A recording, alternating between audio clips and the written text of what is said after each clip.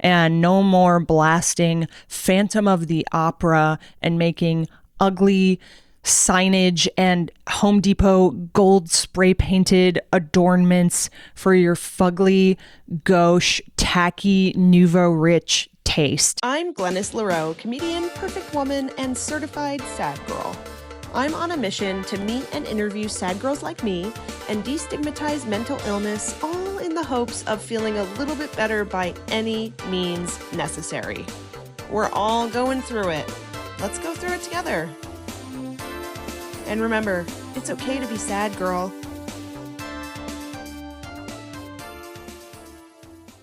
What's up, everybody? This is Sad Girl Survival Guide, the show that explores rock bottom, breakdowns, and breakthroughs, one sad girl at a time. I am your host, Glennis, the official and titular sad girl. And wow, what a week. Actually, 2 weeks, because I took a week off. It was my birthday, so sue me, okay? I am officially in my mid-30s, and I'm saying that bravely, boldly, with my full chest, because I have friends who are in their 20s, approaching their 30s, and they're like, does it get better? Does it get better? Babe, it gets so much better.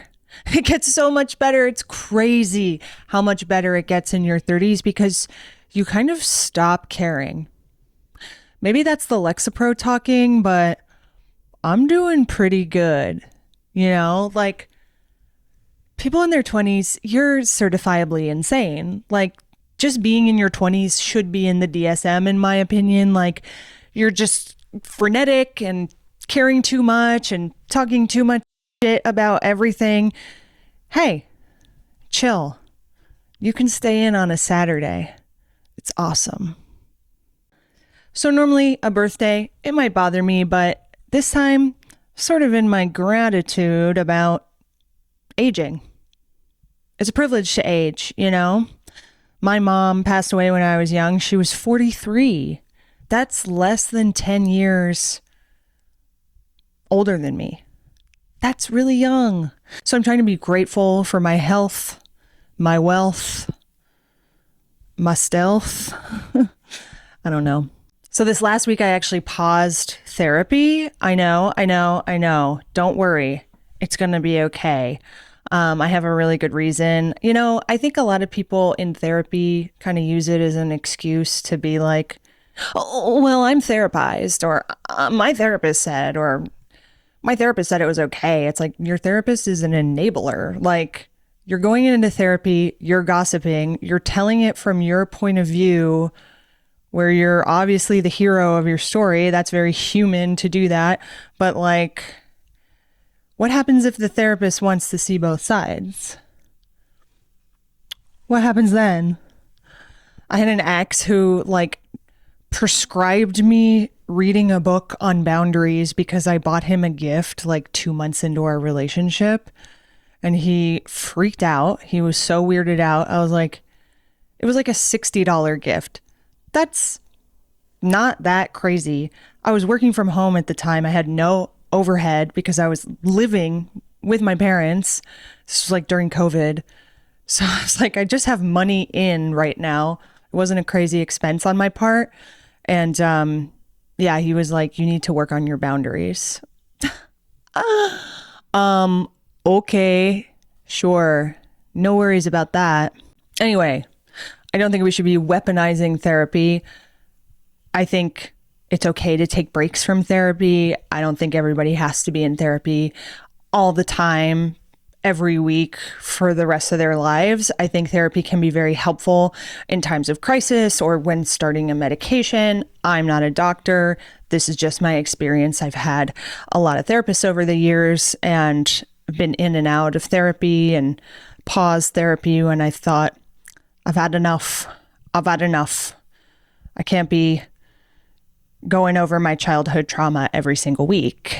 That's what texting my friends is for. Anyway, I had this session scheduled for Mondays during my lunch break. It's winter, okay? The sun goes down at 4:18 p.m. If I don't get outside for my lunch break, I will not see sunlight that day. You understand? So if I'm getting therapy on my lunch break, getting in my feelings, then have to just go back to work, it's like desk, couch, desk, no sunlight. Suddenly I have rickets. It's not working for me. Okay. So I paused it unless we could do an evening session or a weekend. I'm not going to make this girl work on the weekend. I don't want to do therapy on the weekend. I don't want to do therapy on the weekend. Sue me. I want to enjoy my weekend, you know? So I'm pausing it. It's a risk because I do have seasonal depression big time. But I think given the fact that I'm on 300 milligrams of Wellbutrin, 5 milligrams of Lexapro, and together they are keeping me at a baseline that feels pretty good. It's a chance I'm willing to take. The darkness is hard, both outside and in my heart. So just really trying to mitigate against that by making plans and showing up for things and talking to friends. That's all you can do. In an effort to be more present and not spend the winter like doom scrolling or glued to my devices, I'm trying to go more analog in like all the ways that I can. My boyfriend, he got me a Kindle for my birthday. Very good. Very good. I asked for that and he got it. And I like it because it's not like blue light. It's just kind of like looking at a calculator, but it's a book. So I like that. Super lightweight, no Instagram, no threads, no Facebook. I don't look at Facebook. I don't look at Facebook or X. And I feel like it's like a moral thing, but it's not like it's much better being on Threads or Instagram or TikTok. But anyway, I digress. No apps on the Kindle. The biggest step that I've taken towards no screens is I got a brick. If you're not familiar, a brick is a magnet that you can stick on your fridge, or I have it on my whiteboard in my living room. And you have to tap your phone to it like you're paying for something, like you're getting an $8 latte in Bushwick, and it will lock the apps on your phone. It like utilizes the screen time app on your phone to lock your apps, but you can't bypass it without then physically tapping your phone again. Because God knows the screen time app on your phone is pathetic. It is like, hey, don't go in. Hey, don't. Hey, oh, you opened it. It's like weak. I'm like, let me an Instagram, you know? I need one more minute. It's stopping no one. You know what I mean? So I got this brick. It's pretty cool. It's pretty powerful. I've had to block social media, shopping apps, because if I'm not scrolling on social media, I'm looking at ASOS. You know what I mean? So I had to block my shopping apps. And then I think that's it. Most games, except for New York Times crossword. I do the crossword. That's kind of something I've been trying to do to stay sharp, you know? Anyway, so I brick my phone. There's a little widget on my phone that says, you've been bricked for 10 hours. And I'm like, this sounds like something you would say to someone who just overdosed on Viagra, but for sure. And it's working great. I've bricked my phone and then I go to bed. So I'm not doom scrolling at night and then waking up and checking Instagram. Like, it's just so much better for your brainwaves to be doing that. But here's the thing. I'll brick my phone and then I'll just like scroll Google Maps, just looking around the neighborhood, like what's good around here. I love like saving things in Google Maps that I want to go to, like things that I see on TikTok or whatever. And I just kind of go through. I'm like, oh yeah, that seemed fun. Oh, like places I've never even been before. But it's like, well, if I don't have social media, I gotta get my little stimulus some other way, right? I didn't brick Venmo. I feel like Venmo is like a sleeper social media because you can see people who you're friends with on Venmo and the transactions that they're doing. So you can kind of like tell like, oh, those people went to dinner together, or like, why did they share an Uber? oh, concert tickets. Like, these are people from my past. Like, I'm not adding friends on Venmo in the Lord's year of 2025. But why aren't your transactions private? Mine were private from the get. And there's still people, there's like ex-roommates who I don't talk to that I know got sushi with their friend whose dad is a felon. I'm like, I know way too much. So yeah, just checking in on Venmo while my other shit is bricked, I guess.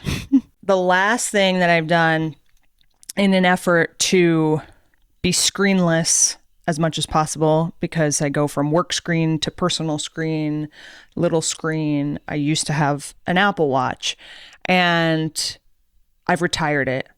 It was so unsightly. I don't think there's such a thing as like a cool Apple Watch strap. Hopefully Apple doesn't come for me, or maybe they'll be like, well, you tell us what you want. I'm always looking for sponsors here at Sad Girl Survival Guide, of course, but I just felt ugly wearing an Apple Watch. You put on an Apple Watch, you're like, oh, I feel ugly. It's rubber or too chunky. There was just no good way to make it look cool. So I'm going to trade it in. And instead, what I've gotten using my FSA card is an Aura ring. A little ring. I'm not wearing it right now. I'm charging it. But I love it so far. It torches my ass about the quality of my sleep. Today it was like, hey, something impacted the quality of your sleep. What's going on, Miss Mama? It doesn't talk like that.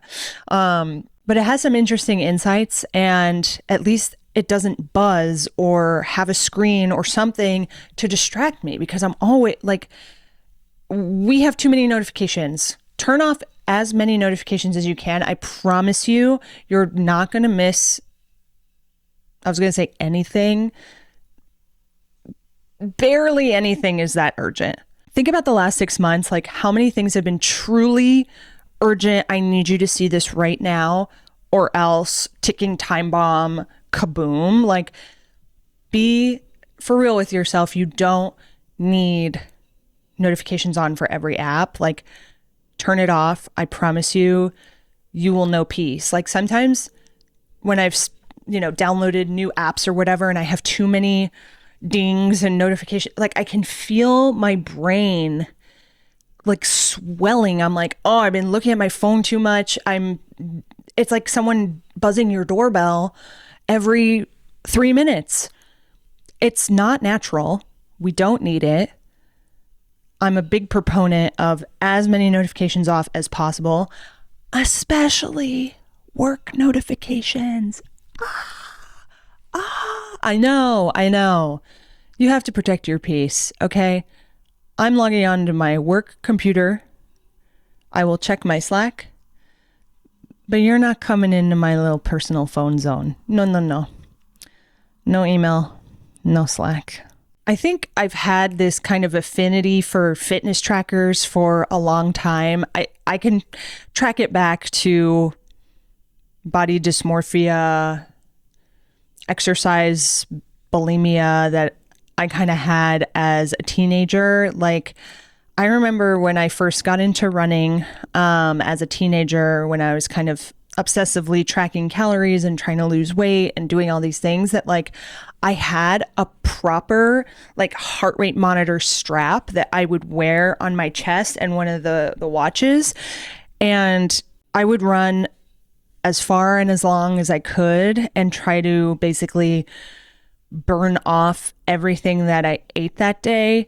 Sort of not accounting for a basal metabolic rate, where even if you don't do any exercise, you still burn calories. You're still supposed to give yourself sustenance and nutrients. And I was very obsessive about that as a teenager. And then as kind of technology came out, like Fitbits and, pedometers in your phone, and then eventually the Apple Watch, I've just always been on the hook with these devices.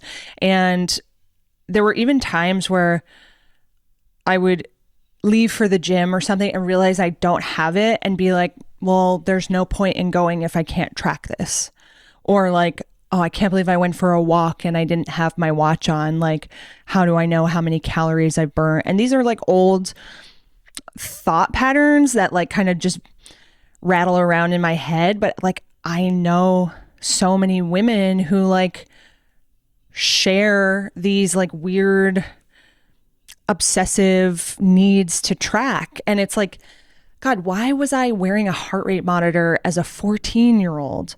Why did I even know that a website such as caloriecounter.com existed? Like, it's sad. And I feel sad for the teenage version of myself. I feel like she's still a part of me. I like fear that she could kind of reawaken. I fear that part of me is like so deeply wounded that it's like there's no repairing that, and that we all kind of inherit the mother wound of societal pressures to conform to beauty standards and to infantilize ourselves or inferiorize ourselves to be smaller or weaker or so obsessed with appearance and losing weight that we're unable to assume positions of power or step into our power. And it makes me sad, and I do still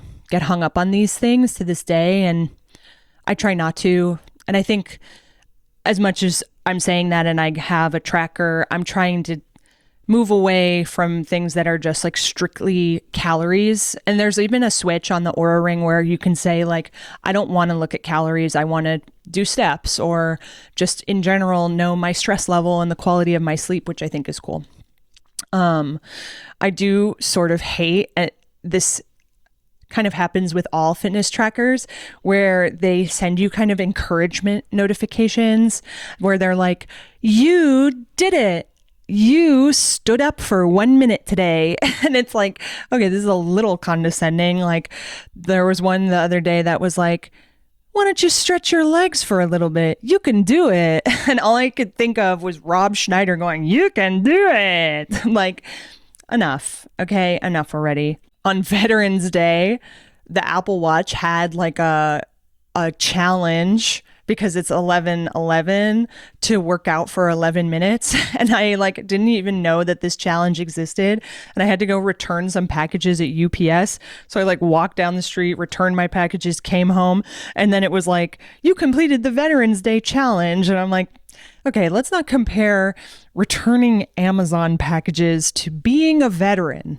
Huge news this week. There were some emails about a particular financier and his president friend that came out. Woo, it's good. I mean, I don't really even have time to unpack the contents of the emails. I really want to sort of look at it from a psychological standpoint and sort of the reaction to it from our president, because, well, first of all, there's a possibility that he's a repressed homosexual, which there's been a little bit of discourse about that, right? Like Caleb Heron, he said that on Z-Way.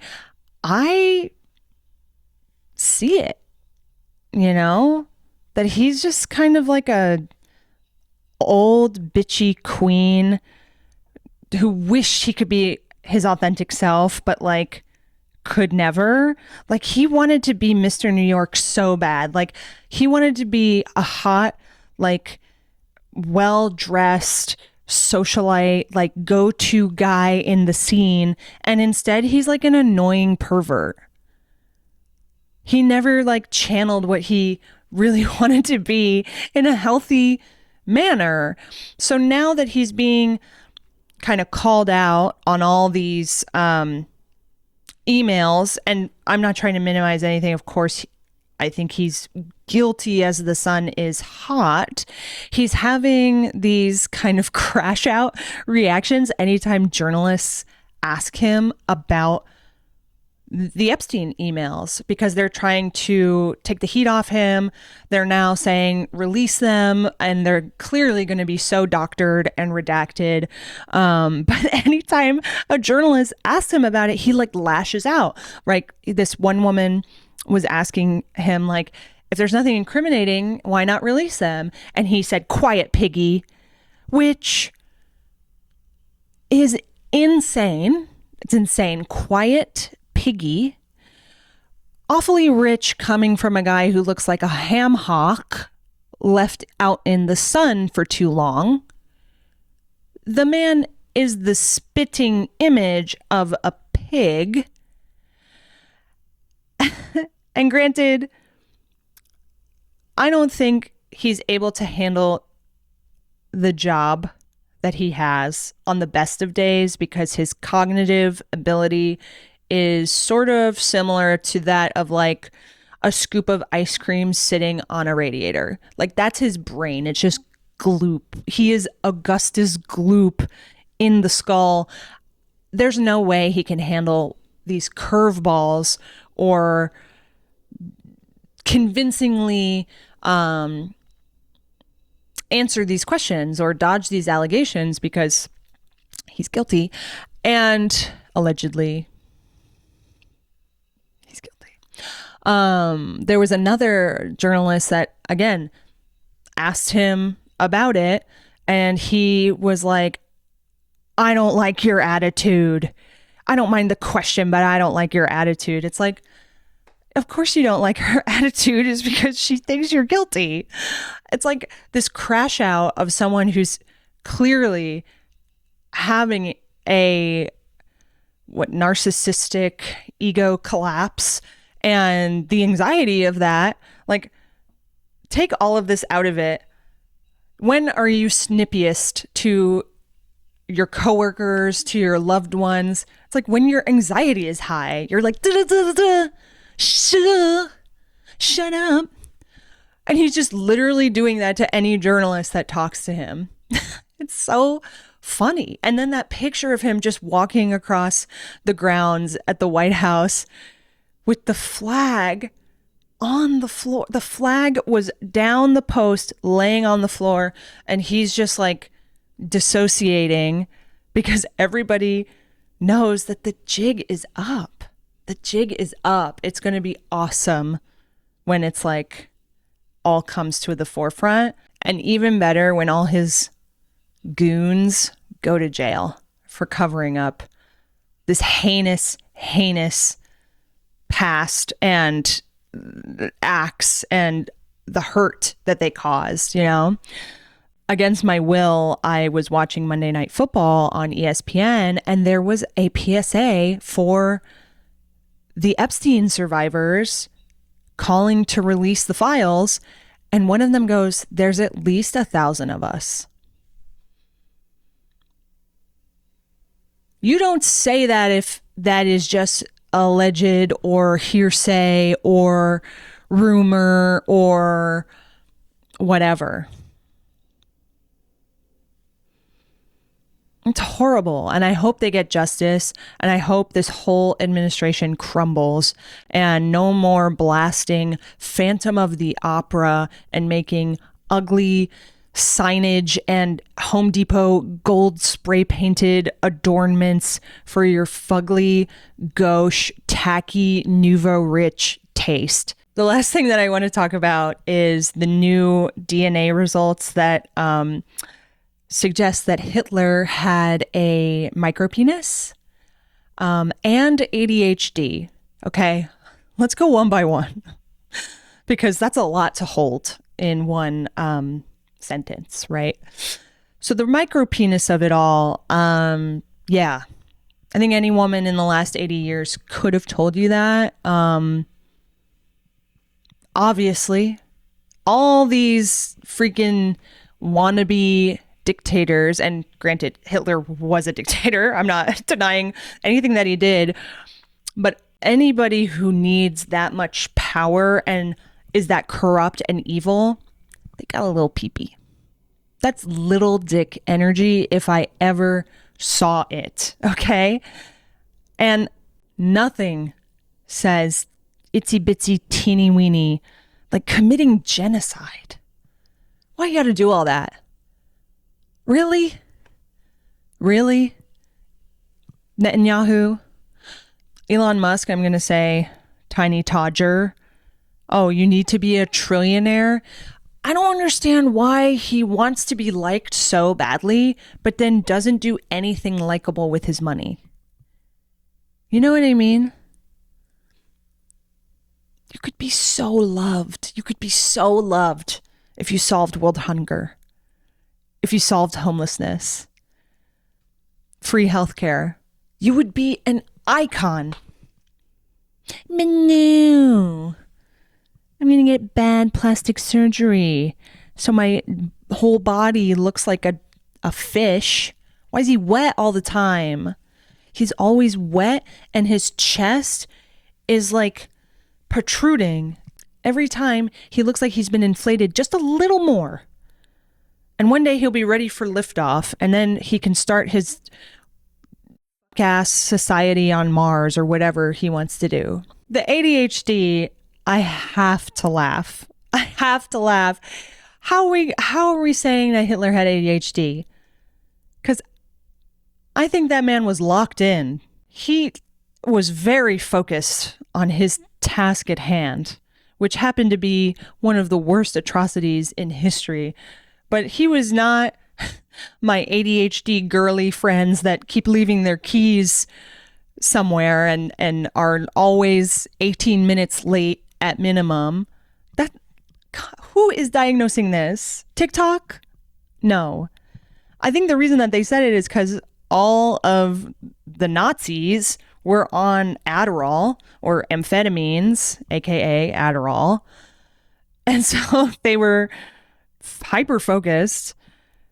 But are we saying that if he didn't have his amphetamine salts, he'd be like, oh my God, I can't believe I'm late. Oh, I'm late to Auschwitz. I think we're going a little too far if we're going to just claim that Hitler was neurospicy. That is it from me for today. I hope you enjoyed the episode. If you did, throw it a like, throw it a comment, throw it a follow, throw it a subscribe, engage, please, for the love of God, engage, sad girls. I'm everywhere you can find podcasts. We're going to schedule some more interviews with some amazing comedians in New York. So I'm so excited to roll this out. And we're also going to do a sad girl survival guide to the holidays. So stay tuned for that. My hat might change just for the season, and I hope to see you there. And remember, it's okay to be sad, girl.